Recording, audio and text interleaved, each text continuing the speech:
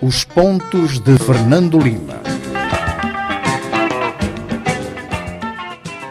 Boa noite, rádio ouvintes e telespectadores. Cá estamos nós para mais um Pontos de Fernando Lima. Falamos em direto para a rádio e também para o Facebook a partir dos nossos estúdios aqui na Rádio Savana 100.2. É um programa onde vamos capitalizar os temas candentes que marcaram esta semana, desde a retomada de Muidumbe. Vamos comentar também um estudo de uma instituição ligada ao NUMA, entidade académica das Nações Unidas, sobre Moçambique, e também vamos olhar para o índice Mo Ibrahim, vamos para a agricultura para vermos e comentarmos sobre o feijão Boer, e também vamos comentar sobre o Covid. Fernando Lima, iniciamos o nosso programa em que no domingo vamos marcar os 20 anos de Carlos Cardoso.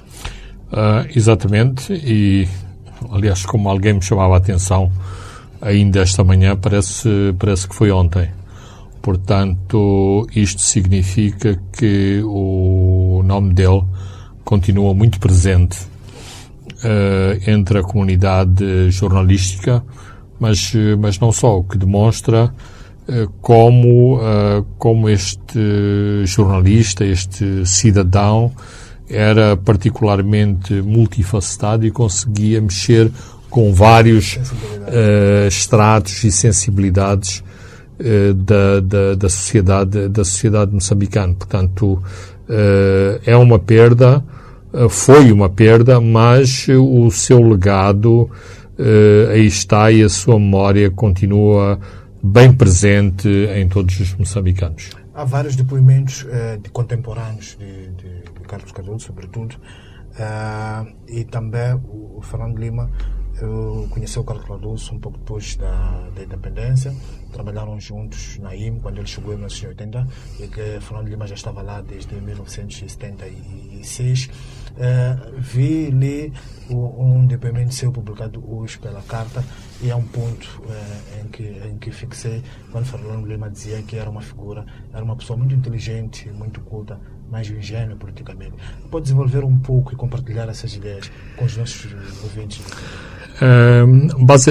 Basicamente, ele achava que podia tratar toda a gente, e quando eu digo toda a gente, estou a dizer as pessoas normais, as instituições políticas, as diferentes estruturas que têm os seus interesses objetivos. Mas o Carlos Cardoso desenvolveu as suas atividades muito durante o tempo do monopartidarismo. Então era preciso fazer uma abordagem muito contextualizada em função daquilo que se passava no dia a dia. Não, o elemento de tática, de oportunidade não existia.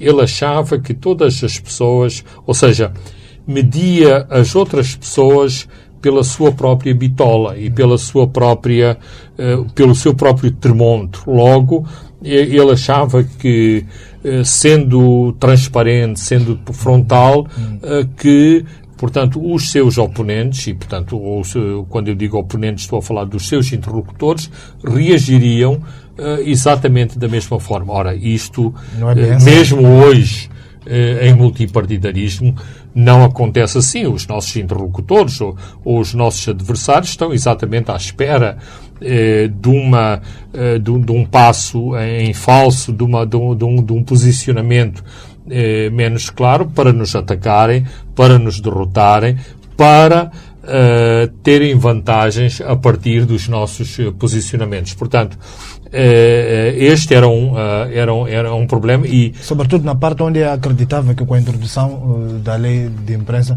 todos os órgãos públicos seriam independentes. Sim, porque assim, o Cardoso, acho que ficou, às vezes parece que ficava parado no tempo. Ou seja, as grandes referências da imprensa moçambicana eram aqueles órgãos que vinham do tempo do monopartidarismo. E, portanto, ele achava que esses órgãos queriam transformar-se radicalmente. E, por outro lado, sempre viu, de algum modo, com alguma desconfiança toda a gente que dizia sou pela imprensa independente, ou seja, ser pela imprensa independente pelo simples facto de o afirmar em termos panfletários. O Cardoso acreditava muito no trabalho e naquilo que era a prática do dia-a-dia de cada ator, neste caso de cada jornalista. Portanto, para ele não ficava muito convencido que as pessoas agitassem um determinado discurso antigovernamental, que agitassem um determinado discurso que dava a entender da independência. Ele gostava de ver, ou seja, a sua aflição era sobretudo a prática dessa pessoa e dessa instituição. E, portanto, isto trouxe-lhe sempre inúmeros problemas. Uma vez, lembra-me que ele estava mais uma vez, e não me lembra bem as circunstâncias em que ele estava a ser, vamos dizer, estava a ser punido. Então, na altura, o ministro era o Sr. José Luís Cabasso, e ele, para, digamos, adocicar a pílula, ele dizia, bem, o Carlos Cardoso tem estas qualidades de que podemos ver através de, ou seja, ele é tão transparente que podemos ver até através dele. E, por outro lado, ele é uma pessoa que, em muitos combates, carrega sempre a bandeira. Ora, como sabemos, o porta-estandarte é sempre um alvo mais fácil de abater. De abater. E, portanto, em muitos dos combates, ele é atingido por este fogo. Muitas vezes, só depois reconhecemos do porquê deste ataque. Isto para explicar, do meu ponto de vista, claro, que ele se expunha demasiado e era muito pouco defensivo, porque ele acreditava também que tudo que ele dizia era certo. Só para dar tantos exemplos, uma vez numa reunião da revista Tempo, que era, digamos, um farol de jornalismo naquela altura, debateu-se com muitas crises. A sua redação, uma vez, acusava um diretor nacional de ser um agente da CIA. Ora, isto era uma heresia completa, quer dizer, a pessoa em causa podia ser mais um agente do Partido Comunista Português do que um agente da CIA. Mas, digamos, este radicalismo daquela altura dava este tipo de debates. E o secretário Jorge Rebelo disse, muito bem, vocês têm as vossas posições, mas não se esqueçam que nós temos as armas. Então, o outro debate a seguir era exatamente a sucessão na direção da revista Tempo. E o Cardoso levantou-se, olhou em volta e disse isto, que é quase impensável. Disse, olhando à volta, a única pessoa que eu acho que pode ser diretor desta revista sou eu. Mas ele disse isto com a maior candura. Não é porque ele era um ambicioso, porque ele menosprezava. Ele tinha aquela convicção profunda que ele era o melhor que estava ali naquela redação. Se calhar era, mas mesmo que uma pessoa seja o melhor, isto é uma heresia, fazer-se este tipo de declaração, como trabalhar num grupo de trabalho e ele, no meio desse mesmo grupo de trabalho, e nós sabemos como é que são os grupos de trabalho em Moçambique, com pessoas de diversas origens culturais, de sensibilidades diferentes, ele, por simplesmente, declarar que ele que devia escolher as pessoas que deviam trabalhar com ele e que as outras pessoas estavam dispensadas, mas que ele não tinha problemas. No fim, podia pôr o nome destas pessoas todas no suplemento. Claro que isto é completamente impensável numa política que procurava dizer que todos os jornalistas eram muito bons e eram dedicados servidores da Revolução Moçambicana. Mas o Cardoso era esta personalidade desconcertante e que dizia estas coisas. O que significa o seguinte, que muitas vezes ele tinha muito sucesso na sua na sua argumentação, mas muitas vezes foi terrivelmente penalizado por causa, por exemplo, sempre se deu bem com o presidente Samora, mas podia ter corrido mal. Podia ter corrido mal, porque as coisas que ele dizia ao presidente, nunca vi outra pessoa em público a dizer, ou digamos em círculos mais ou menos restritos, nunca vi, nem ministros, nem membros do Comitê Central, nem membros da Comissão Política, mas o Cardoso dizia. E o presidente achava muito interessante esse tipo de interpelações, de intervenções. De comentários, mas isto podia correr mal. Aliás, num determinado momento, correu tão mal que a sua prisão temporária, que foi muito ridícula, decorreu de uma ordem, ou seja, nestes regimes autoritários, os jogos palacianos são muito características dos regimes opacos, autoritários, onde não há transparência, onde não há democracia interna. Portanto, os jogos palacianos e os jogos de poder, nomeadamente ao nível das estruturas securitárias, levaram o presidente a dizer: prenda-se esse indivíduo. E estamos perante uma situação de completa autocracia, exatamente em que o presidente, sem julgamento, sem nada, pode dar este tipo de ordens: prenda-se. E o Cardoso foi preso. Portanto, isto para dizer o seguinte: nem sempre esta bonança de simpatia, mesmo ao nível presidencial, esteve do lado do Carlos Cardoso. Mas ele sempre assumiu as consequências. Aliás, quando saiu da prisão, naquele tempo, hoje chama-se Lusa, mas naquele tempo a agência portuguesa de notícias chamava-se ANOP, entrevistou, aliás, era o Xavier de Figueiredo, o delegado da ANOP aqui, e perguntou-lhe sobre a detenção, e o Cardoso disse candidamente que ele não tinha nada a declarar, porque isto era um problema entre ele e o seu partido. Até hoje eu ainda não percebi qual foi o problema. Muito bem, Fernando, podemos passar aqui horas e horas a falarmos sobre o Carlos Cardoso, o seu legado, mas domingo aqui na Média Cup teremos uma conferência de imprensa de divulgação ao Carlos Cardoso e depois uma cerimónia no local onde ele foi assassinado. Exatamente. Há vários pontos que temos que discutir, temos muito pouco tempo, 1 hora apenas, já levamos alguns minutos a falar sobre Carlos Cardoso. Mas primeiro, antes de entrarmos para os nossos principais temas, Fernando Lima, vamos ao teu tema de semana, que é o Covid. Bem, aquilo que eu queria dizer sobre o Covid já é sabido e já o tínhamos dito aqui anteriormente, olhando ou interpretando os gráficos da pandemia em Moçambique. Ou seja, as autoridades moçambicanas, e em complemento àquilo que tem vindo a ser divulgado em termos dos números, consideram que eventualmente no país se atingiu o pico da epidemia em setembro. Isto porquê? Porque os números de outubro revelam algum abaixamento em relação a setembro, portanto, nem podemos sequer falar de uma fase planalto, é mais, digamos, um planalto em fase descendente.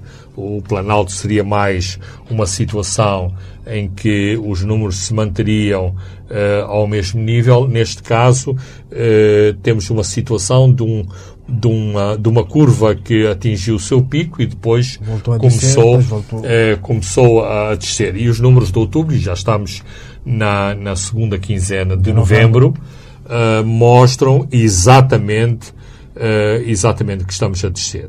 Agora, já comecei a ver aproveitamentos políticos em relação a esta coisa. Não tenho dúvida que deve haver mérito no governo e sobretudo nas autoridades de saúde, da forma como tem vindo a gerir esta situação. Mas é muito cedo para embandeirarmos em arco e, atribuir estes méritos ou tirar um aproveitamento político sobre isto, porque o próprio governo muitas vezes disparou no escuro. Por exemplo, hoje discute-se se foram ou não exageradas as medidas iniciais. talvez foram, mas também, naquela altura, não sabíamos a extensão do problema.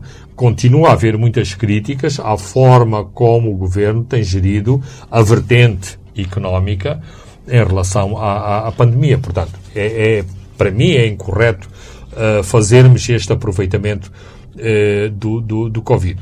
Também me parece importante, e isto não é um problema de Moçambique, penso que é um problema ao nível do continente africano, continuamos sem ter dados objetivos que expliquem quando os Estados Unidos e a Europa estão a braços com os números assustadores da segunda vaga de coronavírus em África, os números, de uma maneira geral, e à exceção da África do Sul, continuam a descer. Penso que precisamos de dados. E temos 87,3% de casos recuperados dos ativos. Exatamente. Mesmo em Maputo, que é a zona que está mais complicada, os números têm continuado a descer. Agora, temos que continuar atentos, continuar vigilantes. Infelizmente, a população está a antecipar-se a estes resultados, e eu noto que mesmo nas cidades que são abrangidas por um maior volume de informação, está muito em desuso o uso da máscara e aqueles cuidados preventivos de lavar as mãos, desinfetar as mãos. Aliás, na nossa própria empresa, hoje entrei aqui e o guarda não me bloqueou a entrada a dizer que eu tinha que desinfetar as mãos. Portanto, mostra também que há um laxismo em grande parte das instituições moçambicanas, porque temos outro tipo de problemas. Há estas boas notícias sobre as 2 vacinas. Acho que está por dias o anúncio dos resultados da vacina chinesa, mas para já, em relação às 2 primeiras vacinas, há um problema de logística, de transporte, que torna muito pouco provável que essas vacinas possam chegar a um país como Moçambique. Esperemos que a vacina chinesa seja muito mais flexível. Porque que as outras 2 vacinas têm poucas probabilidades? Porque a sua logística, a sua conservação, nomeadamente as temperaturas que são exigidas para se fazer a sua conservação, o facto de serem exigidas 2 doses com um intervalo de 21 dias, torna difícil a sua utilização num país como Moçambique. Significa que o esforço das nossas autoridades sanitárias tem que continuar, eu diria, para além do primeiro trimestre do próximo ano, enquanto, por exemplo, nos Estados Unidos se prevê que na segunda quinzena de dezembro os grupos-alvos, nomeadamente os trabalhadores de saúde e a população mais envelhecida, comece a receber massivamente a vacina da Pfizer, e a vacina da Moderna passa a publicidade às 2 instituições. Para fecharmos este tema, depois tivemos os 8 casos na nossa seleção que nos penalizaram muito contra os Camarões, e também no basquete, agora que vai ao Kigali, 5 elementos.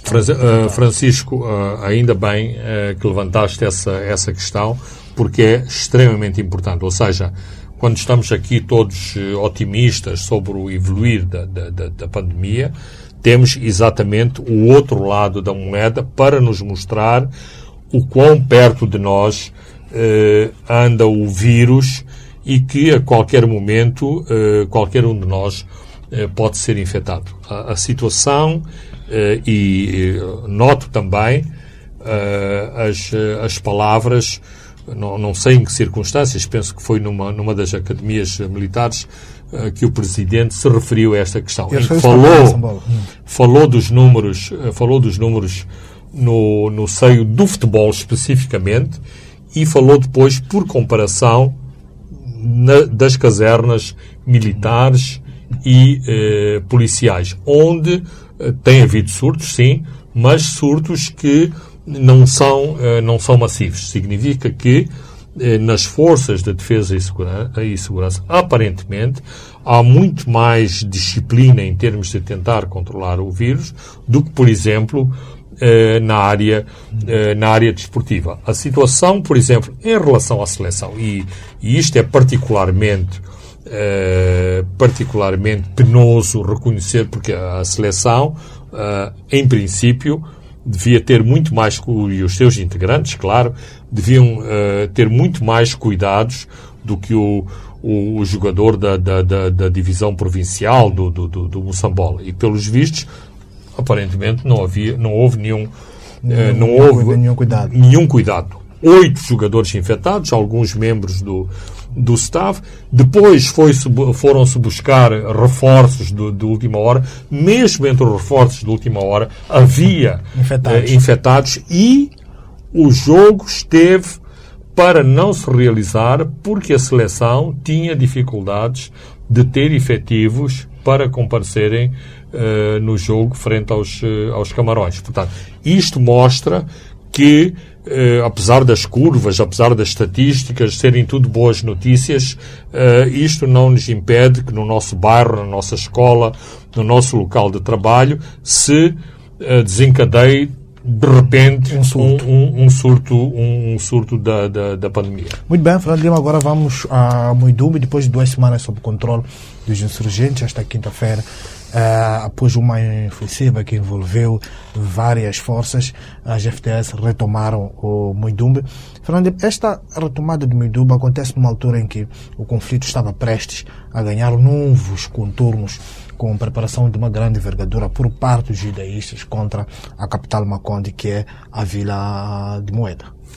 Exatamente. Eu recuaria um bocadinho atrás, e isto já também foi alvo de um comentário aqui no nosso programa.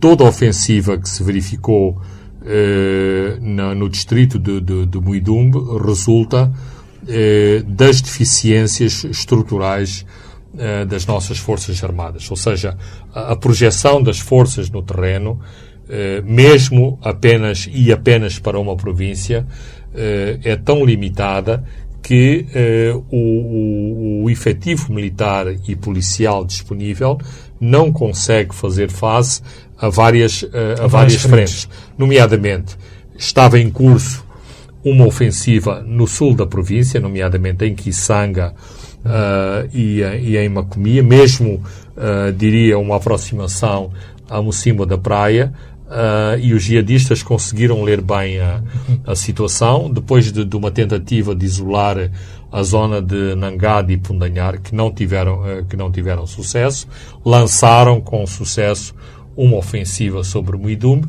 que, para além de desviar as atenções das forças de defesa e segurança, tem também este efeito psicológico e simbólico, que é atacar o coração Makonde em Cabo Delgado, e sabemos como o Planalto dos Macondes, o Planalto de Moeda, tem uma simbologia especial na nossa própria história.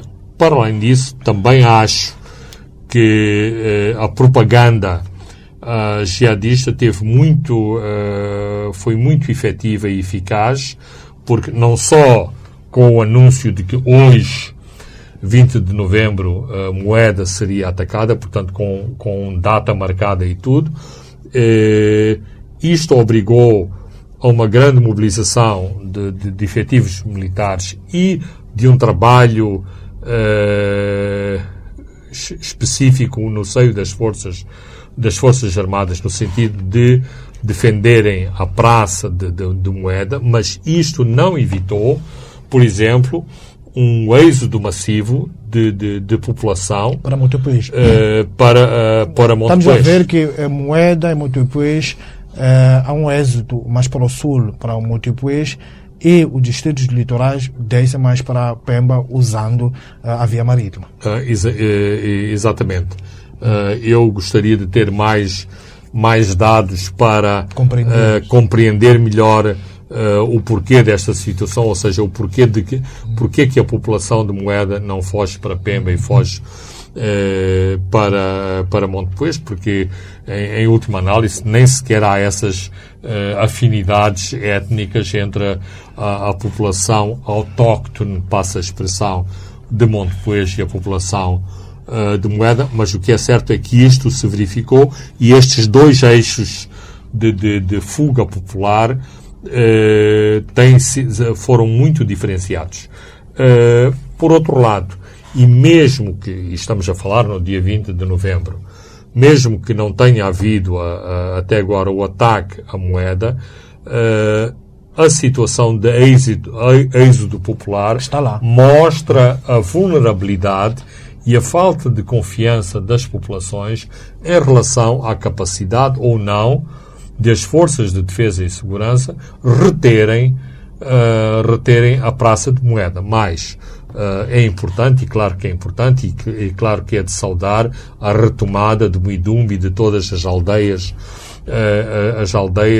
retomadas no distrito de Muidumbe. Mas isto significa prejuízos reputacionais e graves prejuízos materiais, sem falar de mais perdas de vidas e perda de bens da população que foi se viciada ao longo das últimas 2 semanas, o tempo em que os jihadistas permaneceram em Muidumbe.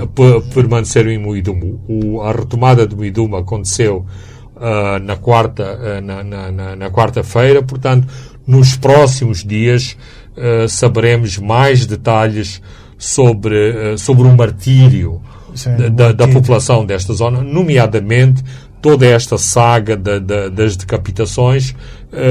E saberemos também deste campo de exato.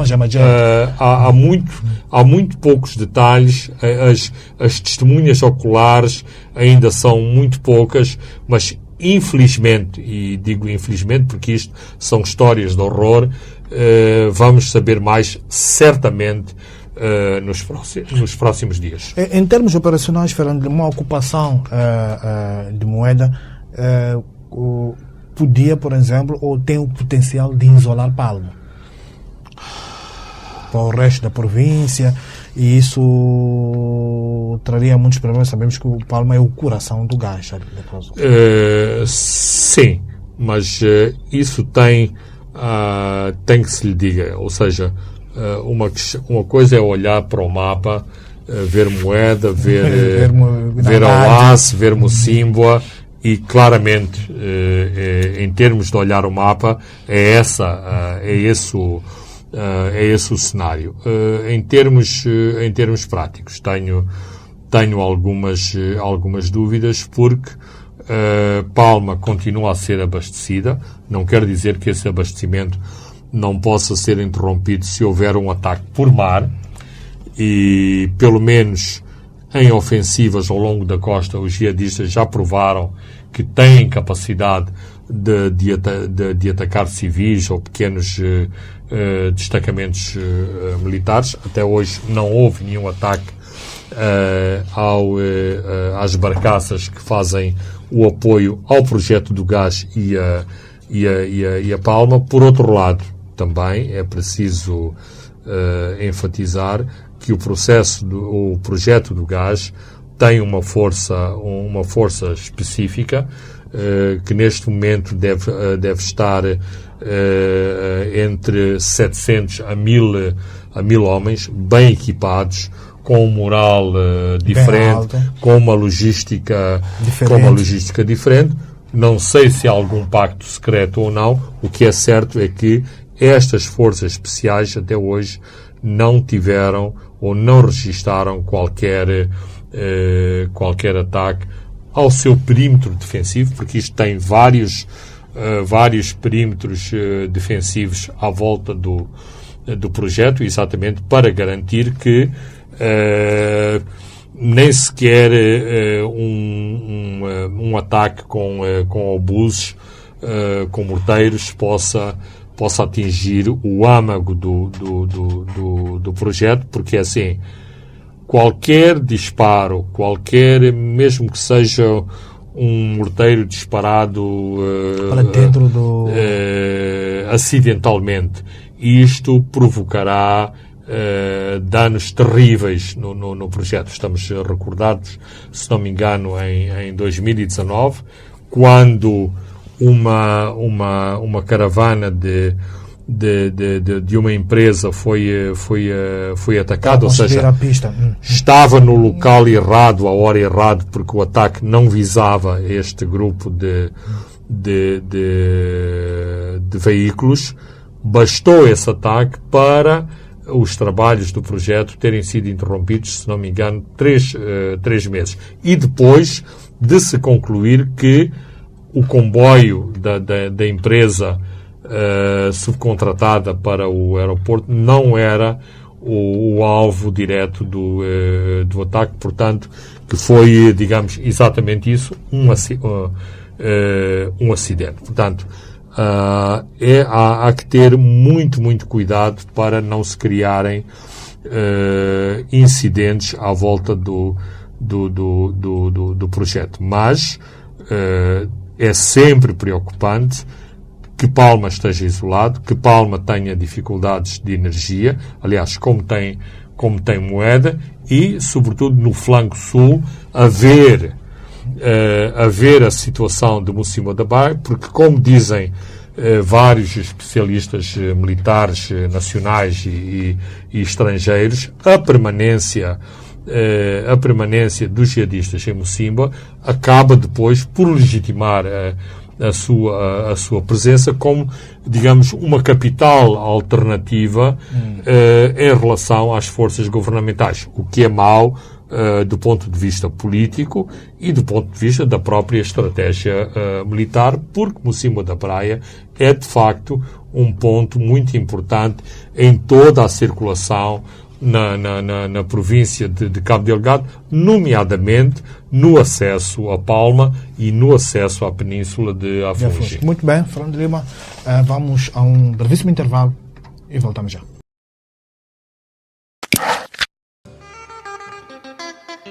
Os pontos de Fernando Lima.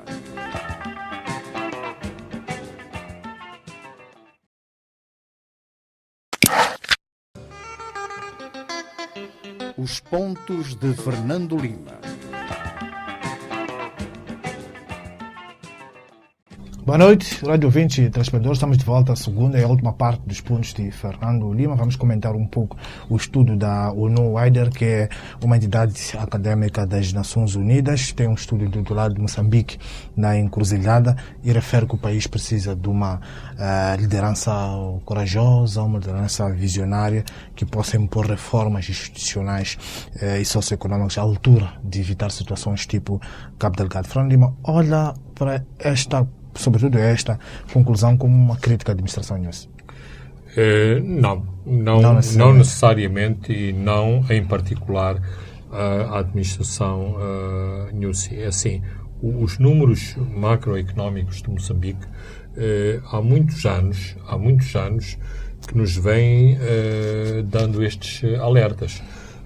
Francisco, estás recordado do famoso episódio do IOF ter sido mandado para a gaveta porque contrariava o discurso triunfalista do combate à pobreza durante a gestão do presidente Guebuza. Portanto, a questão central deste estudo da Universidade das Nações Unidas é Moçambique, ao nível macroeconómico, ao nível dos seus pensadores, das políticas estruturais e estruturantes da economia e da sociedade moçambicana, não está a conseguir corresponder a desafios importantes, nomeadamente, não é apenas o problema de redução da pobreza, é criar cada vez mais uma sociedade mais injusta, com oportunidades, portanto, uma sociedade muito afunilada e perigosamente afunilada, em que as oportunidades são para muito poucos. Em que fala de tais oportunidades limitadas. Para exatamente, ou seja, estamos a caminhar, estamos claramente, e sem ser catastrófico no tipo de comentário que faço a esta situação, mas estamos a caminhar para o abismo de olhos abertos. Ou seja, O país precisa, em vez de termos os consultores a toda hora que vêm dar as receitas e amanhã volta outro consultor e dá outra receita, nós precisamos eventualmente de um debate nacional, eventualmente dos moçambicanos, para enfrentar este problema de frente. Ou seja, se nós estamos convencidos que vamos combater as desigualdades pondo mais arame farpado nas nossas casas, pondo divisórias elétricas para impedir assaltantes, de câmara de segurança, pôr vidros fumados nos carros, recrutar guarda-costas, este problema não vai resolver, porque muito da violência, por exemplo, muito da violência urbana resulta exatamente da falta de oportunidades para uma faixa significativa da população moçambicana. E, para mim, esta é a leitura fundamental deste relatório. E este relatório tem esta particularidade. Não é um relatório em que meia dúzia de académicos externos foi contratada para escrever sobre Moçambique. Não só os académicos internacionais são pessoas que conhecem muito bem Moçambique, e uma parte dos convidados são pessoas, são moçambicanos insuspeitos, ou seja, insuspeitos no sentido que inclusivamente fizeram parte dos sucessivos governos moçambicanos, por exemplo, uma das posições como Leonardo Simão, o Machid Osman, o Ivo Garrido, portanto, o João Carrilho, são pessoas que conhecem por de dentro. E uma das coisas que o Ivo Garrido diz é que não houve esta, por exemplo, compra de materiais para os distritos. O orçamento era central e era provincial, porque beneficiava um pequeno grupo. Não, esta é a mensagem, que perpassa todo este relatório. E isto é mais um aviso à navegação que estamos a enfrentar. Eu sei que há este sentimento positivo em relação ao sustenta. Já veio ao público esta teoria, que é uma teoria académica, de se criarem, de que a agricultura ou a nova política agrária representa um nicho de eficiência no mar de incompetência, de corrupção e de má governação. Mas não é com meia dúzia de nichos de competência que nós resolvemos os problemas estruturais de Moçambique. Nós somos um país muito grande, infelizmente com uma população que está a crescer muito, está a crescer demais.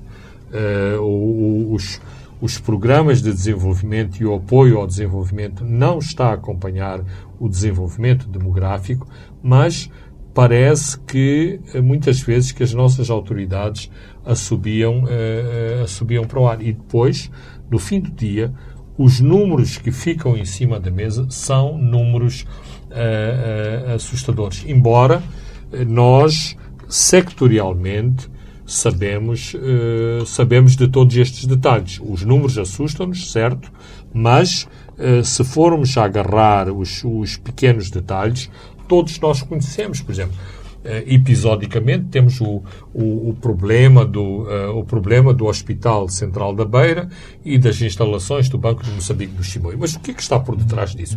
Por detrás disso está um problema enorme, que é a falta de qualidade das estruturas feitas e contratadas por concurso público. Portanto, é uma pandemia na construção de edifícios públicos. Quando vemos na universidade um pequeno anúncio ser feito com erros ortográficos, isto significa que há todo um sistema de educação que está completamente viciado e que, portanto, a falta de qualidade do ensino, que começou lá atrás na escola primária, já atingiu a universidade. E e o relatório enfatiza isso, sem recursos humanos de qualidade, o salto de que Moçambique precisa e de que precisa desesperadamente não vai acontecer.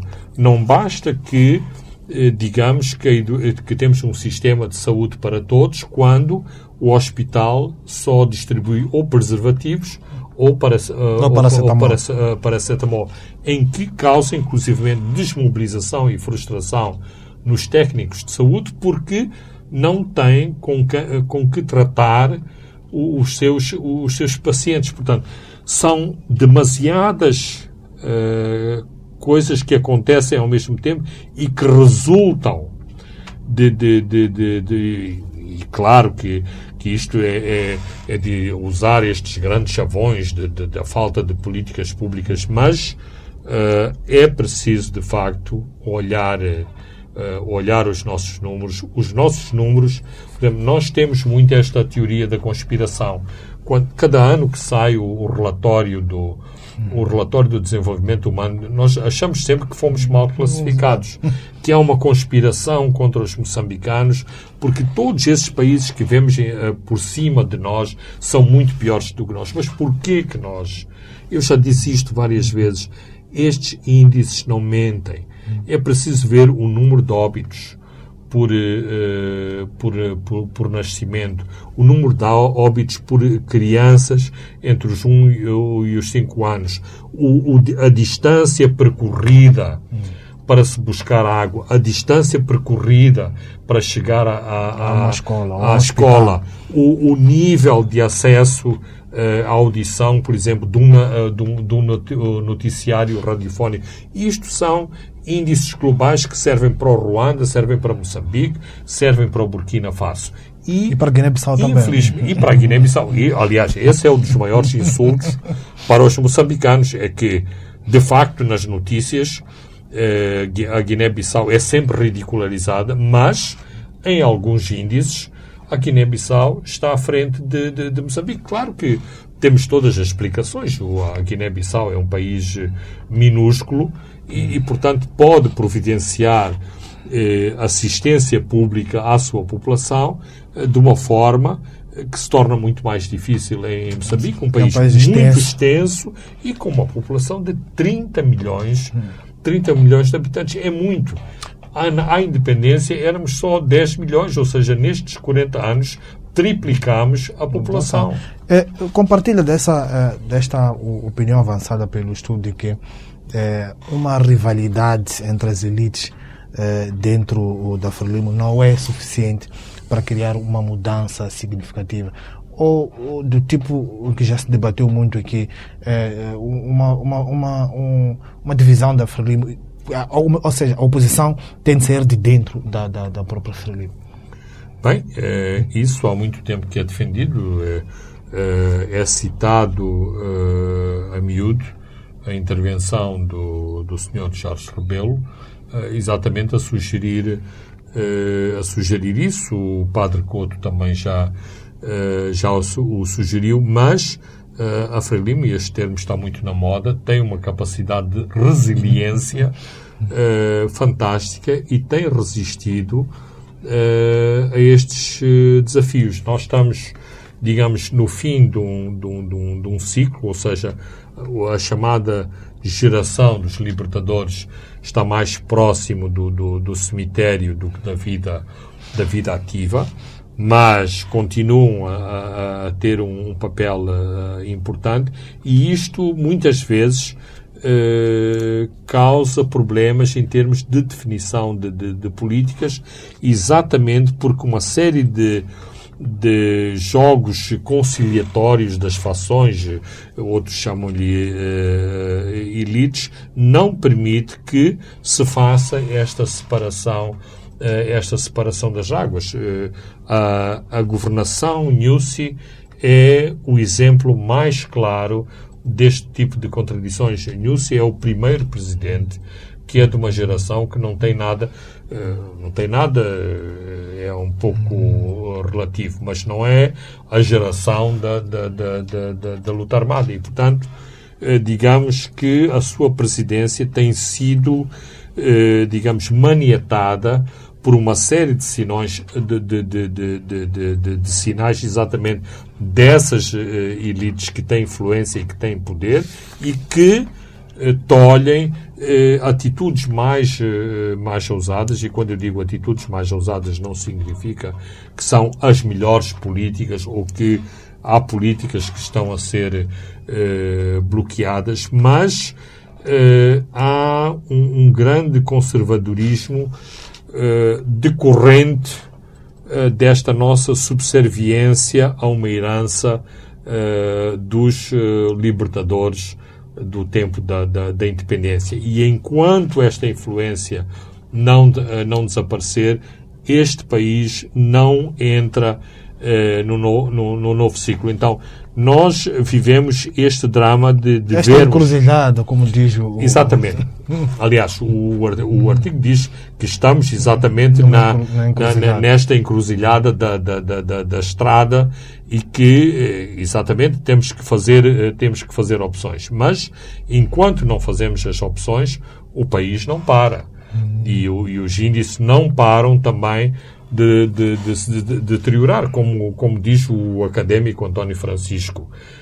Por mais que venham aqueles números simpáticos da agricultura, os índices são cada vez mais preocupantes, nomeadamente em relação à produção de comida. Quando o debate internacional hoje é pela procura de terras férteis para a produção alimentar, quando o país exatamente qualifica para esse modelo de produção alimentar, nós próprios nos debatemos com produtividades insultuosas em relação a produtos básicos como por exemplo, o milho, como o arroz, onde os nossos níveis de produção são muito baixos e que nos forçam muitas vezes a importar produtos para a alimentação da população. E quando olhamos à volta, vemos que os índices de produtividade, e não precisamos necessariamente de olhar para a África do Sul, podemos olhar para a Zâmbia, para a Tanzânia, para o Zimbábue, e vemos que os níveis deles de produtividade são muito mais altos e que Moçambique, infelizmente, está na cauda em termos de produtividade agrícola de muitos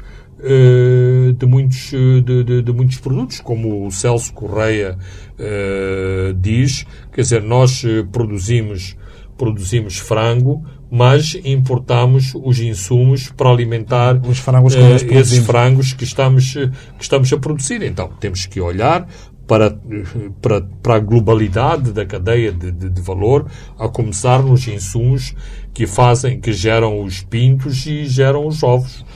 Senão, não vamos lá. Franklin, este é um relatório muito profundo, com muita informação, também muitas das informações são que também já debatemos aqui no nosso programa e em outros vários fóruns. Vamos continuar a debater este documento nos próximos programas, mas estava a falar dos índices e vimos que Moçambique cai para a posição número 26 no Moai Ibrahim. E isto vem já uma tendência de degradação. Uma pessoa até fica deprimida de comentar esta questão. Isto é, mais uma vez, não nos surpreende. Ou seja, o que é que representa o índice, neste caso, o índice Moai Ibrahim? É um acumular daquelas notícias que todas as semanas nós comentamos aqui no nosso programa. Ora, se o nível de governação tem descido tanto, a falta de respeito pelos direitos humanos, a liberdade de imprensa, vai cada vez mais para baixo, porque é assim, nós não podemos, temos que sempre ver tudo o que acontece no país em contexto. Não é que a questão dos casamentos prematuros é um problema da agenda das Nações Unidas em Nova Iorque, é um problema nosso. A questão da fístula obstétrica é o resultado do problema dos casamentos prematuros e da gravidez precoce, portanto, das crianças que em princípio, não têm capacidade de engravidar, mas que engravidam. E, portanto, depois há uma pressão desnecessária sobre o Sistema Nacional de Saúde, que tem que operar todas estas jovens que se transformam em marginais na nossa sociedade, porque o problema da fístula obstétrica as transforma em párias sociais, porque não conseguem casar, porque são abandonadas pelos maridos, porque a família não gosta dessas pessoas. Então, isto também entra nesses relatórios. Se as nossas mulheres vão a uma escola de polícia e saem de lá com um elemento extra na família, isto é um problema. Significa que há um segmento da nossa população que não tem igualdade ou não é respeitada num centro de educação, ou seja, que os seus direitos não são respeitados e que são tratados, digamos, com alguma sobranceria pelas autoridades. Lembremos como o caso começou a ser tratado pelas autoridades policiais e pelo próprio governo. E isto acrescenta mais um pontinho negativo para Moçambique nesses relatórios. Portanto, depois, no fim do dia, uma pessoa diz assim, mas como é que dissemos... Como é que dissemos? Mas isto é o somatório de todos estes incidentes que vamos registrando. O problema da usurpação de terras, em que os mais fracos é que ficam sem terras a favor dos mais poderosos. Isto ao nível das periferias urbanas, ao nível das zonas rurais. E, portanto, quando a política dos doados não tem suficiente agressividade para dar o tal poder às comunidades, aos elementos das comunidades rurais, que têm que ter um título na mão para se defender da posse daquela propriedade, tudo o resto está inquinado. Isto também entra nesses relatórios. Os relatórios têm matrizes, as matrizes são preenchidas e, portanto, não é obra de nenhuma conspiração contra Moçambique e, por outro lado, não é com o simples lobismo junto dessas organizações que vamos reverter. Aliás, o Mo Ibrahim, ele próprio, já várias vezes se referiu anedoticamente às pressões que recebe de chefes de Estado africanos que acham que, por falarem com ele, melhoram as suas posições no índice Mo Ibrahim. O Mo Ibrahim nem sequer tem algo a ver com o índice. O índice é feito por um conjunto de experts de um painel independente que dá estas pontuações. O índice Mo Ibrahim ganhou este prestígio porque, inclusive, anos a fio, tem-se dado ao luxo de nem sequer atribuir aquele qualificativo do chefe de Estado do ano, porque acham que nesse ano não houve ninguém que qualifica para receber esse prémio. E é assim, aliás, que determinadas instituições, que determinados grupos se prestigiam e ganham legitimidade. Quando olhamos, por exemplo, para a revista The Banker, tem por detrás, se não me engano, o Financial Times, que é um jornal muito prestigiado. Mas, quando temos um número significativo de personalidades e instituições de credibilidade duvidosa que recebem o prémio da Banker, cada vez que sai o prémio da Banker, quer dizer, ficamos meio na dúvida se de facto este prémio é ou não é bem atribuído. Portanto, há prémios e prémios, há índices e índices. Muito bem, vamos aos números. A dívida pública, o ministro Malian disse ao Parlamento esta semana que não tem de haver drama em relação à dívida à China, apesar de ser considerada assustadora pela oposição, sobretudo a Renamo, que levantou essa questão, e também a sociedade civil, que já vem levantando este problema. Fernando Lima, dá para confiar ou dá para ficar um pouco com um pé atrás, tendo em conta esse nosso histórico das dívidas ocultas?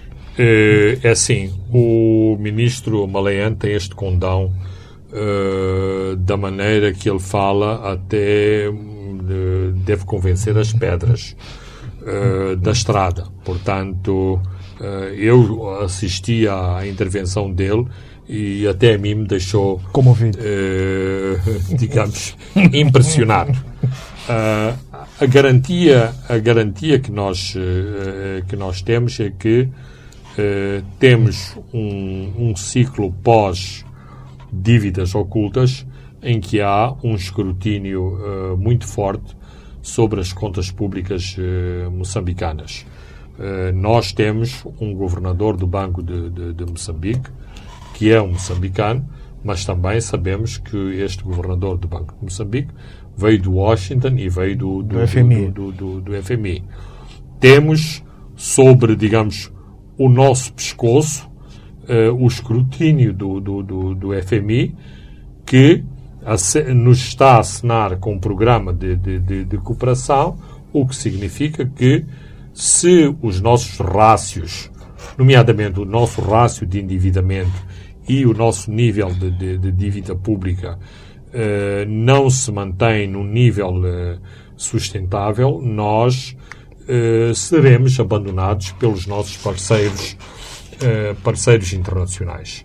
Portanto, dito isto, depois temos cardápios para vários gostos, ou seja, temos analistas moçambicanos conceituados que acham pura e simplesmente que uma dívida que está acima dos 100% do nosso PIB é completamente insustentável.